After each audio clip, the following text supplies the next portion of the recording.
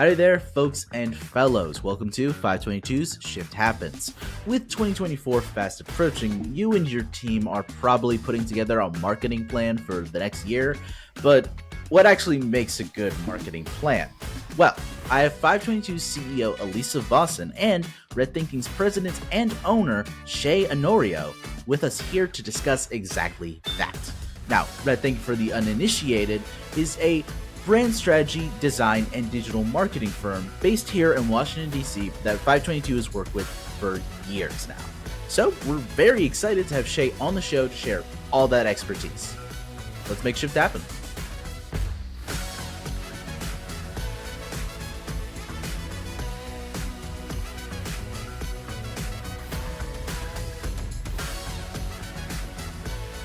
Jump right into it. Alisa, Shay, thank you so much for joining me here today. It is so great to have both of you. I hope you guys are doing all right today. Let's just go ahead and jump. I'm fabulous. Right? We've been having a great morning. How about we just jump straight into it? To start off, why Shay and I are talking about marketing budgets. Shay and I have had the glorious pleasure of being colleagues and peers and industry leaders in the marketing and video marketing space for the last 20 years. We actually started our careers together at an ad agency. So we've coached each other, we've cheered each other on, we've worked with each other, we've had the ability to have healthy conflicts about what we agree in marketing and what we don't agree. And I think what has made our relationship last over the years is the respect that we have, not only for each other's expertise, but also the industry and the passion that we bring to it. Oftentimes agencies get a bad rap and sometimes a good rap for developing content. And I think Shay and I both have this inner core passion to always do the right content for our clients. And I think that's what's made us who we are and why we're in the two positions that we are in. We left being an employee and now we both own agencies. And so I want to put a little bit of context to our expertise as we talk about this, and that our perspectives is really for the greater good of the industry and our clients. And I think I can speak for Shay and I when I say it is super imperative that you spend your marketing budget sort of very strategically, but constantly evolving and doing different strategies. So, Shay mentioned that it's super important and how you spend it, and budgets are shrinking. They're always shrinking, which is odd, especially in an economy like today, where everything costs so much more to make an impact, but yet we have to do more with less. And that's okay. We're always up for the challenge. But what content you develop, I think, is the key to it, and not doing the same thing over and over again. I think too, it's you're not speaking to one person or one demographic. You've got most of the services today or products or anything have, diversity in their target audiences. And I don't mean diversity in how we typically define that. I think it's, where they're going, what they're using, how they're doing things. My 10-year-old will never have an account on Facebook. It will never happen. That is, and so as we have potential clients or friends of Red Thinking that say all the time, well, I've got to be on social media because everybody tells me I need to be on social media, we're immediately digging in deeper about who the reach is and who the audience is, not because you feel like you need to be somewhere because everybody else is. I have a follow-up question. I have a follow-up question about social media because I've said this in past podcasts, is that I have a love-hate relationship with social media. And reasons are personal, reasons are also business. I also love social media for the impact that it can have, as long as it's directed to the good, maybe not towards the evil. But with client work and social media, we hear that, I had a client 2 weeks ago come to me and say, hey, we need to be on social media. What content can we develop? And I'm like, you don't have any content. And so if you think that you're going to have a miraculous impact with one video, it's going to be a disappointment for you because of the amount of content you actually have to put on, and the algorithms and how people are interacting with it. So when I'm working with a client on video content specifically, it is not just like one or two pieces of content. We're working like 24 to 40 pieces of content to help actually just break through the system and the noise and the algorithm to get the impact. Do you have a hard time working with clients in that respect? Or are their expectations off? Like, from social media, it could be an image, it could be video, it could be anything, it could be a text, it could be however we put marketing together.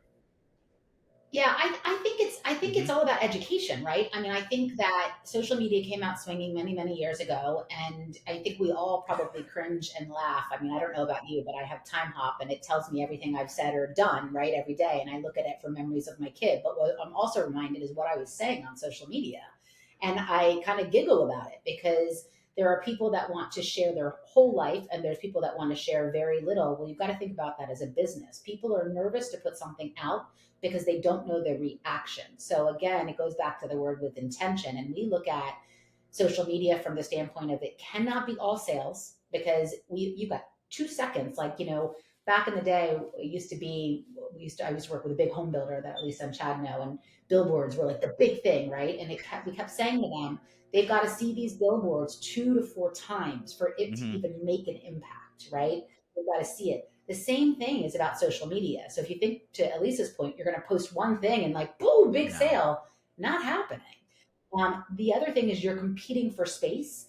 I'm going to go old school one more time and think about the back and forth of a client relationship where when print ads were all the rage and we had clients spending $90,000 for one ad in the Washington Post. I kid you not, every Saturday. Mm-hmm. But that to get to that perfect print ad took back and forth with our client, right? You took strategy and what's the message and what's the content and the why.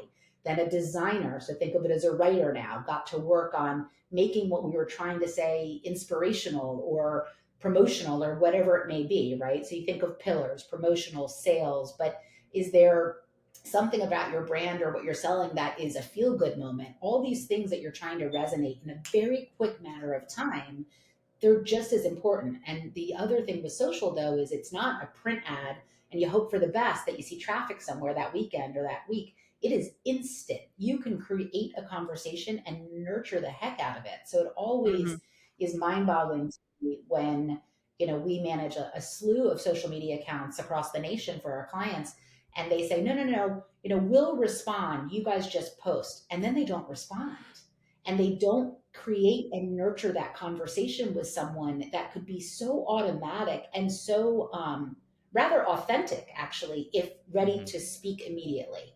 But then it sits, Right. no one sees a response. I go on to that page, I see something, but I see as a consumer, you haven't responded to the person above me. It's immediate what my experience is. And so, again, I think it goes right back to the if you're not doing it with intention and you're Hmm. just doing it to do it, Right. out the gates, you're Social making a media is a little mistake. bit about persistence, I guess. Yeah. Absolutely. Absolutely. You don't want to be the used car salesman. I understand that. But you do want to have some consistency. I mean, it comes back down to like, how many times should I post? How many? It shouldn't be Right. so regulated. It should be a natural progression in a marketing strategy. And, we've had clients that say, gosh, you know what? I think we just need an in house writer. Another mistake. These writers are trained to write for Right. social media. These aren't the same writers that we have for example, writing for our Hmm. brochures or our website. Mm-hmm. A website, for example, we're writing with search engine optimization in mind. We're not doing that for social. So now there's a slew of different professions Hmm. coming to fruition from this. And I think that's really great because, again, if you're going to put a writer for a brochure onto social media, there's some training and Hmm. some, things you got to think about. So again, it comes back to just full intention and what your goals are. Yeah, that's intense. I mean, so let's say that it's intense. It's kind of, here's the thing, social media marketing, I think, is like one of the scarier parts of like the marketing strategy, probably for a lot of our clients, for the exact reasons that both of you have exactly highlighted, which is that it is so Mhm. much more, it's more work than more other, like other styles of marketing Well, it doesn't have to be more work. or more planning maybe. It has to be more Right. strategic. But to your point, Ahmed, it's like, yes, it's everybody has a job, but is everybody's outcome going to be the same, leveling back up to the Hmm. goal that you're trying to get to?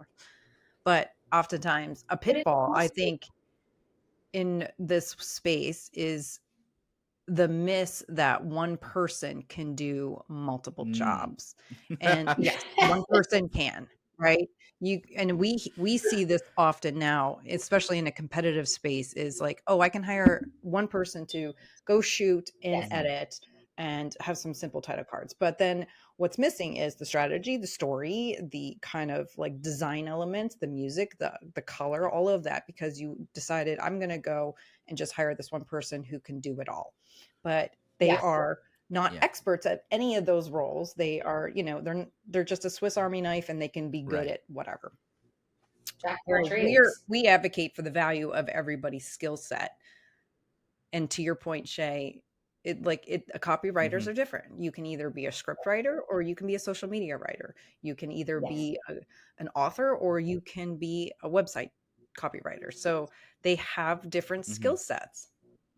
They do. And I think, though, Lisa, I mean, you and Chad and I, we've talked about it before. When I created Red Thinking, the thought was that, having come from the quote unquote agency world, right? It's kind of 2 points to make is how can we be different? And one of the biggest ways we could be different was to say what we do and do it really well and not do it all. So, for example, we don't do videography, but the beauty of that is that when my clients say, hey, we need video, you're asking me the right questions about the brand, and I'm able to work with you guys because of the relationship we have. You're going to do it better. Even though we specialize in social media as a major offering, video is not something we offer. So, and if you're not thinking about the strategy and the right person, we've run into a situation where clients have said, well, just you guys just do the video and we'll use it. I'm here to tell you, the raw footage I saw, it ain't pretty.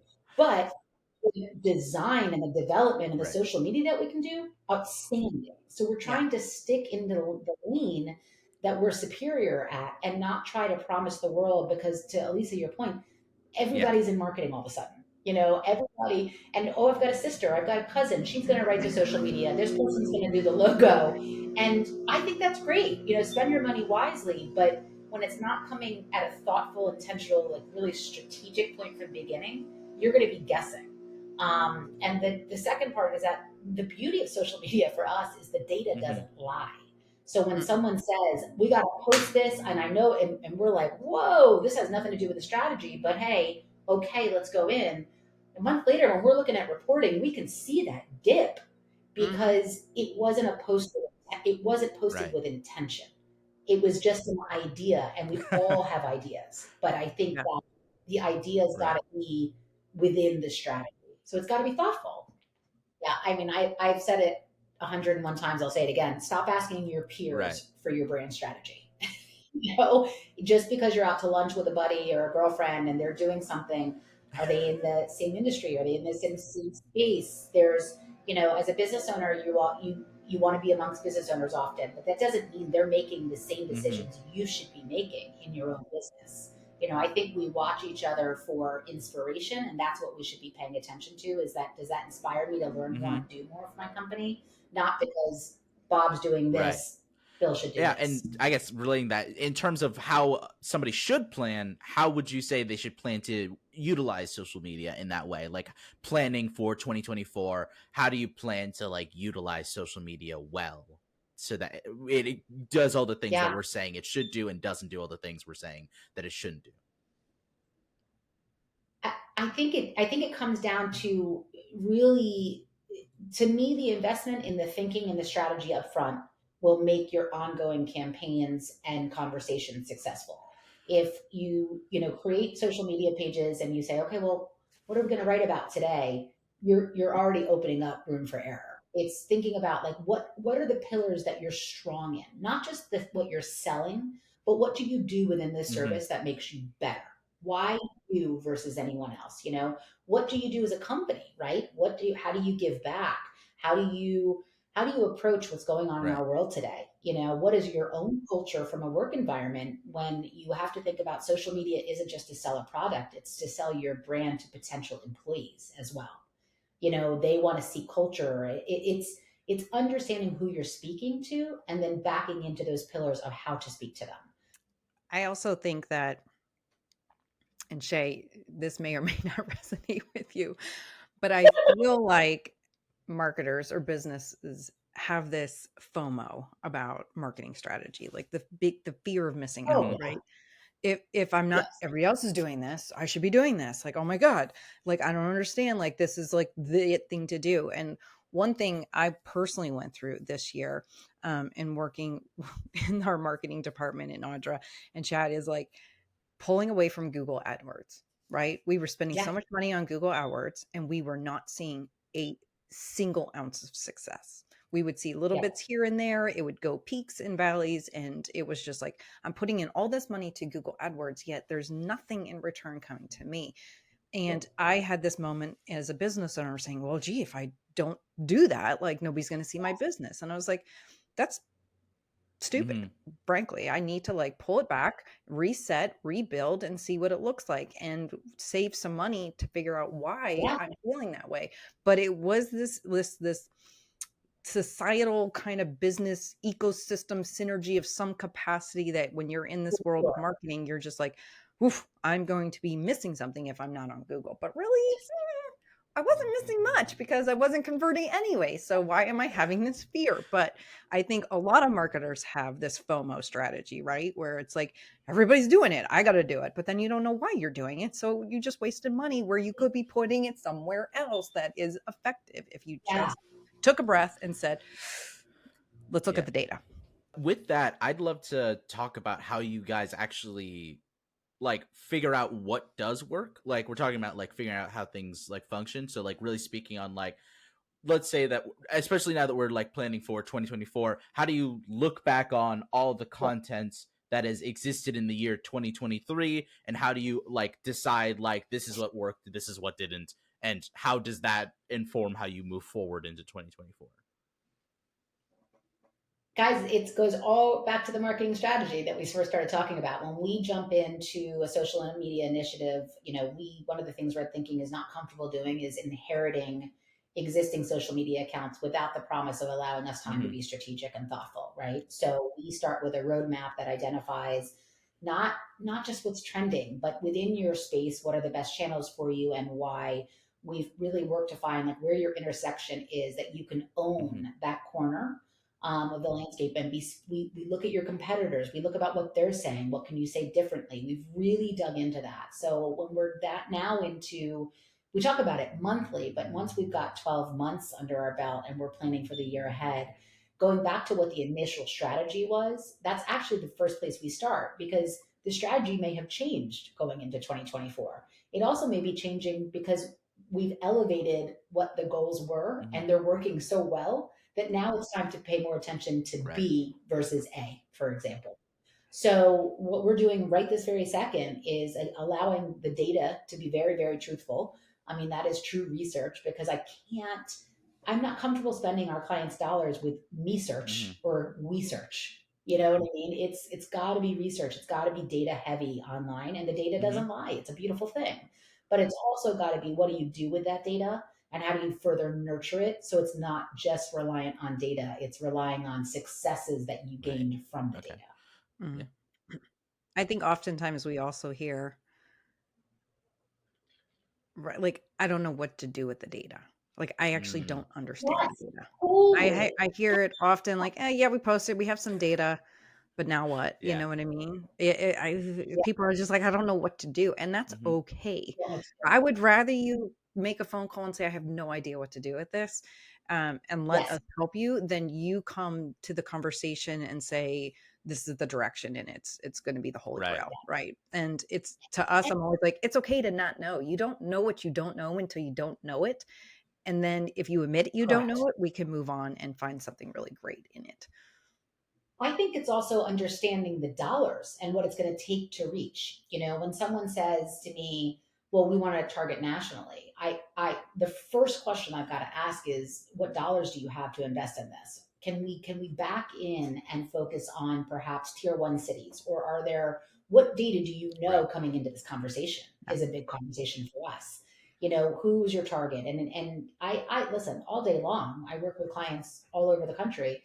That doesn't mean Right. I'm targeting them. You know what I mean? That I know my clientele is in the DC metro area. because that's just what we've Right. chosen to focus on, right? There's enough to see for everybody. But I It's the also FOMO think it's, strategy, the fear of missing out. yeah, all day. But again, when I can tell sitting on a call or video or sitting in a meeting and I say, great, I'm making this number up. Okay, so we're thinking, your hard cost spend, not your management, not the strategy, not this is going to be, let's just say 2,500 a month, 5,000 a month. And you watch their faces, but then you say, okay, who do you think you're trying to reach? And we'll come back to them and say, guys, you need $15,000 a month to even reach Right. Texas. You know what I Yeah, mean? Because it's not, it's so much more than, it's Right. also who you're competing against, what they're targeting. It's understanding, again, it goes, but where can you own and own it Right. and let's go. Like, let's own the hell out of that corner and let's roll. Who cares what your competition is doing? They didn't pay attention to that Mm-hmm. corner of the intersection, but you did. Right. So let's roll. Um, and then I think from the successes of getting granular in who you're targeting, you Mm-hmm. then get to widen the net. But you can't just throw it all at the wall and think it's going to stick. And the worst part is, I don't want to do that with someone else's money. I wouldn't want someone Mm-hmm. doing it with mine. Alisa, you're in this world. You live in this world, and you're saying, "Hey, I don't need Google AdWords." I think that's a big comment.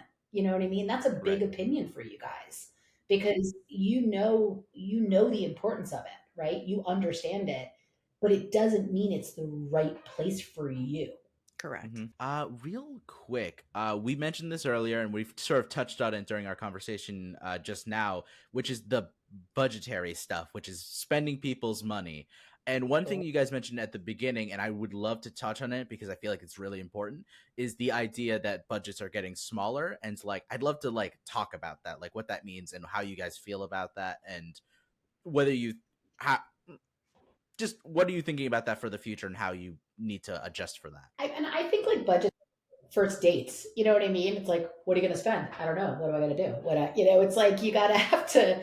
But I think it's. I didn't mean to interrupt you. I'm sorry, Lisa. That's The biggest thing is it's fine that the budgets are scaling down, but the client or the person the entity has got to realize you can stretch the dollar, but you can't stretch it across all of the opportunities. So really knowing where your audience is. I had a client say to me, I don't think I'm going to gain anything on social media. And I think she's going to gain a lot on LinkedIn. So we nurtured and curated the conversation to Mm-hmm. just be LinkedIn because I didn't want to throw the baby out with the bathwater. But I think social media has become so broad that people go like, Mm-hmm. oh, I don't want to do that. But there may be one that you can crush it on. And then let's take your budget elsewhere too. What's that happy Right. marriage Okay. going to be? That makes sense. Elisa? well, I would say I have a very opinionated answer. Oh, hit So us. this one might Yeah. be needed to be edited. Yeah. Do it. This one might be Rile need to be them up. edited. Rile them up. Controversy is Well, so okay. I good. personally, uh, here's my take on it. And this is me being full transparent. I think it's bullshit. And here's why it's bullshit, right? You've got Yes. all of these folks, right, that cost money. Mm-hmm. And skills cost money. And value costs money. And expertise costs money. But yet you're telling me you're going to lower the budget, but you still want all this high value. Yeah. And you have all these outcomes and all these expectations. But yet now I've got this teetering effect happening. Where is now, am I supposed to devalue the skill, the qualification, the output to match your budget because you didn't manage it properly? Or maybe you did and maybe the business isn't working well. But to me, that marketing budget, right, or any budget comes from a percentage of your top dollar. So Yes. if you say, I want to garner $1 million from this outcome, cool. You better Yes. have 10 to 20% to get there. You've Yes. got to spend money Mm-hmm. to make money. Yes. And Well, this is infuriating me a little bit with the government, right? What is your best and final offer? Well, I'm giving you my best. So why do I have to lower my price to give you Mm-hmm. my best? Which is what yes. I find confusing. And Yes. my stance is, listen, I know my value. I know what I can bring to the table. I have a known reputation in this industry. Our brand stands the test of time. We will deliver a guaranteed product in a world of experience that you will enjoy. It will be fun and you will get exactly what you need to work with. So why should I have to lower my budget to make sure that you actually make money?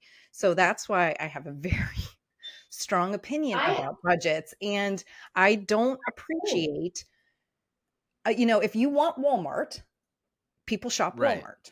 If you want Pottery yeah. Barn, Restoration Hardware, you shop those because the quality, right, is different. Although that could be subjective as well. But my analogy is, you don't go to Home Depot and say, "Hey, can you lower this budget on this lamp because I don't want to pay $100, but I only want to pay 20." Right. all, Yeah. No, all day long. you say this lamp is I $100. I'm buying $100 Yeah. lamp, and then you walk out of the store, right? So that no. is my very loud mouth No, you're opinion right. about Yeah, that. I'm with you 110%, honestly. Listen, I'm there with you, sister. I mean, we trade time for money. That is Hmm. how the world works. But we're really freaking Hmm. good at what we do. Because I'm telling you, the clients that we take on, half the stuff we inherit is garbage. And you're fixing it. Garbage. You're spending more time fixing it than you are building it. So For 6 months, their trajectory is just up because that was the only way to go. Like, guys, like, who's been doing this for you? now, And what I our respect and what I appreciate is when I'm working with a client, everything, the third question out of my mouth is, what would you like to spend? Because I know you have yes, a budget. I know you know the budget. I know you may not know exactly what you want to spend, but if you give me a yes, general sense, I can design like greatness Right. for you within your budget. But if you make me guess and I'm wrong, I wasted my time and your time. So I would all day prefer long. that our time is maximized and we're not bothering each Right. other. Like, this is what we do and this is what you do and this is how we work together. And if you have a different relationship, like you mentioned earlier, Shay, like, it's relationship based. My job is for you Yeah, to look at me, talk to me, and say, I trust you. And if you don't trust me, I failed at my job. Hmm. And if I did not absolutely. fail, we have a great partnership ahead of us and we will be friends for years. But just tell me Yeah. what you Hmm. need. It's transparency. That's all. All you have to do It, is be it, transparent. We got your back. I don't know though. I mean, I'm going to take it to a different place. I don't know if this is generational or not, but I'm definitely telling you, like, it's don't choose red thinking just because of the dollars and cents. Choose us because we're ballers at what we do, Yeah. and you can afford us if you want to be a baller too. That's not like a sales pitch, but that's the reality is like when I run into someone and listen, as a female business owner, nothing warms my heart more when I see someone out like just in the open, like a friend, and they're like, like your company's all like I see you guys, you're crushing it. I didn't know you worked with this. Great, great, great. And but when someone says, but you've gotten too big for us, what does that mean? No, we haven't. We've just become even better at what we've been doing because that's the Hmm. goal of a business to be better, to be the best. So if I've gotten in your way because we're just more expensive because our hours are valuable, what we're doing in less hours for you, then we just may not be the right partner. And that's okay. I think we're in a good place to wrap it up. I'd love for you guys to hit me with just like one piece of advice for somebody who is planning for 2024. Just like one thing that you think that they should absolutely take into account when planning for marketing. I would just say hire the right partner. God, yes. Yes, yes. Yes, I would yes. just say hire the right And partner. No, no, The right I partner. just I just hire them based on the relationship, the qualification, the Hmm. trust, and your wish list, right?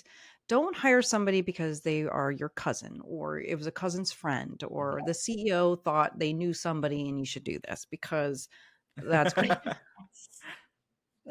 Wonderful. I'm glad you have that, but I'm going to tell you it's not going to go well. And I just, no. we've been in this business too long to say, and I don't mean that in a Yeah. mean way. I mean that in a very respectful. I've been through this 1,000 different times, and we end up cleaning up the pieces. So it's about the right partner. It's about the right relationship, and things will go up and down in that relationship, but it's going to happen, and that's going to be okay. As long as you have the right people that are more invested in your brand than their own, you found the right partner. And that is something that we work really hard at with our clients, is to let them know that no matter what happens, we will work harder for you than anybody else will. And that is just the nature of our people. That's the nature of who we gravitate with.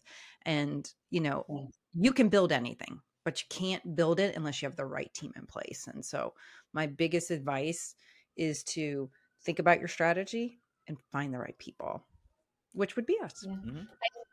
And I would say, I think I really enjoy when a client says, "God, I learned so much about that. That makes sense. It clicks." I mean, I think the investment should also be part of, like, you're ready to be Mhm. challenged to think differently. If you want a doer, that might be your cousin's girlfriend. You know what I mean? They're just going to go do it because you're giving them something to do. If you want a thinker, then you need to Yeah. invest in the thinking too, and because the thinking makes the doing successful. The doing and thinking afterwards, that's as you guys know too, that's often where we'll get a new client, and I feel bad because someone has told them they're going to do Mhm. X, Y, and Z, and not only do they not deliver on X, Y, and Z, they didn't even know to start Right. with A and B. And so it's if we can educate our clients as we do this so that they're not intimidated by it, but that they at least understand this is a true subject matter expert. Like, you wouldn't have your roommate or your wife or your husband or boyfriend or girlfriend design an ad for you. Why are you going to have someone get into the back end of the internet and start targeting people and saying, "Yeah, I think I did it. I took this course for a Mhm. hot second and I think I did it." There is a job for everyone, but go to the subject matter experts for the right jobs, because you're investing money that I don't want you to look at us. You don't want people to look at you and go, "Well, what did I get from this?" I'm gonna Mhm. I'm gonna show you what you got. I believe in what we do, which is why if you want me to plan an event, I'm gonna introduce Right. you to an event planner. Like, that's not your skill, and that's Yeah, okay. absolutely. That's That's okay. okay. That's Yeah. exactly what you All want. right. Yeah, okay. All right. Well, on that note of don't trust your cousin, we're going to leave it off there for 522's Shift Happens. Thank you so much, Shay. Thank you so much, Alisa, for joining me here on the podcast. I hope our audience takes so much away from this.